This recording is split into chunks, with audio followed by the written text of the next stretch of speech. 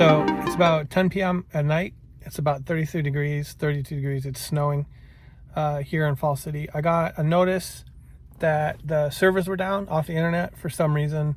I don't know, maybe if the power went out here and there was some problem with them coming back up, or if something else is wrong in the shop. But I just got here, so I'm gonna find out.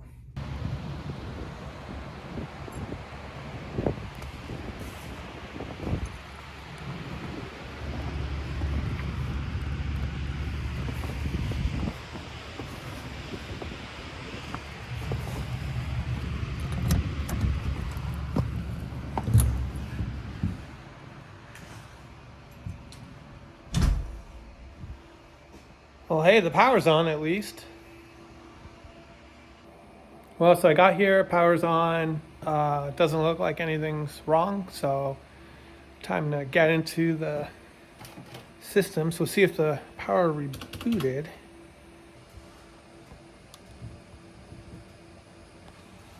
So there we see the issue. The main server running ESX with all the virtual machines did reset.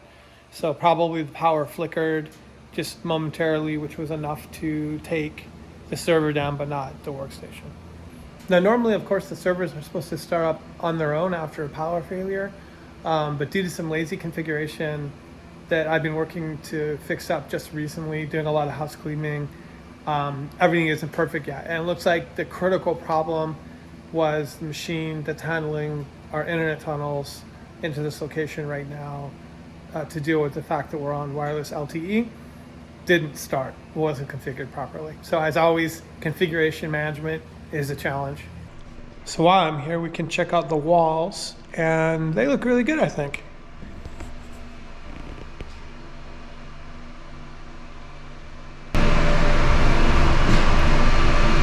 So I'm happy it's really coming along. We just have to finish a couple corners. They need to get sanded and then painted because we were running late with the mudding. So there's just that corner over there where we put the metal strip in, and then this last corner in here where we actually added in the drywall to fill a gap. The previous person had just left it. I guess that's the exact moment that they gave up on the job, and they're like, good enough. And then after that, of course, we need to paint the doors and put the purple stripe in. And then in here as well, it's looking really nice, I think. Still not quite 100% sure what we're gonna do with this area under the bunk, but I almost think like a little tea ceremony room, like a little sitting area. It's a nice low table for enjoying tea or sake might be nice.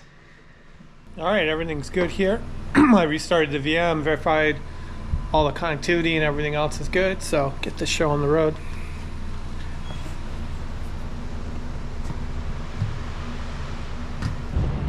Whew, it's not warm. So I get asked a very reasonable question fairly often.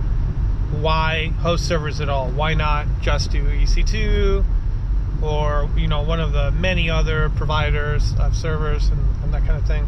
There's a couple of reasons. The first reason is that I actually have, and along with Nikki as well, we have quite a lot of media, photos and you know, photos and movies. Even recording these movies takes up an enormous amount of space.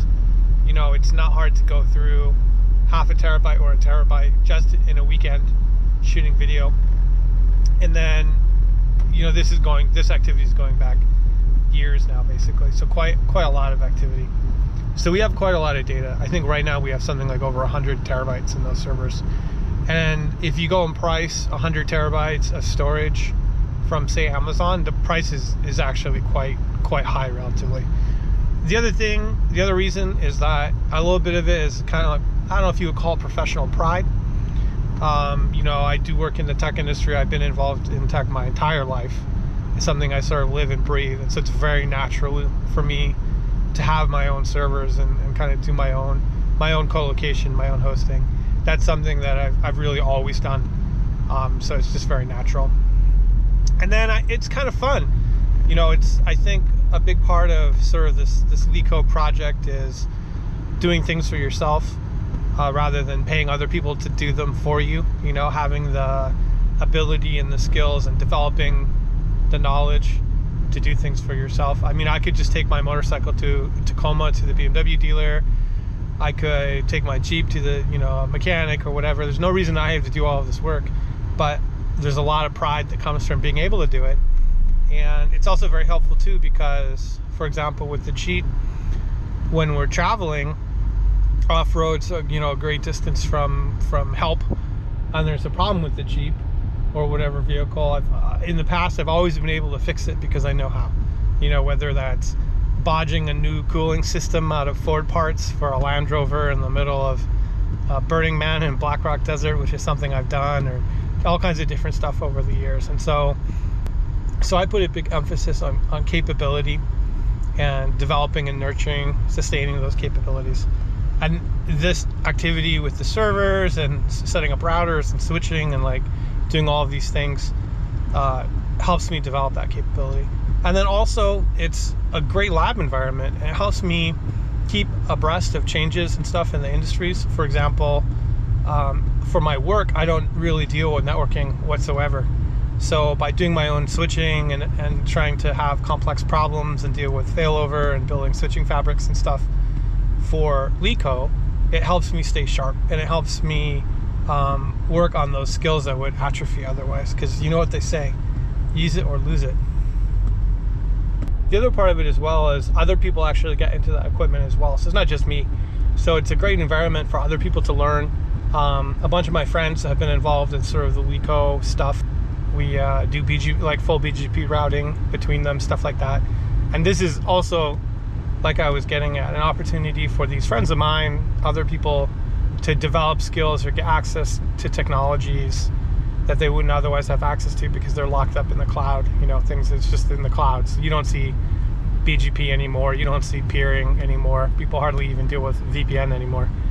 And this is something that can help them professionally, and if nothing else, is kind of fun.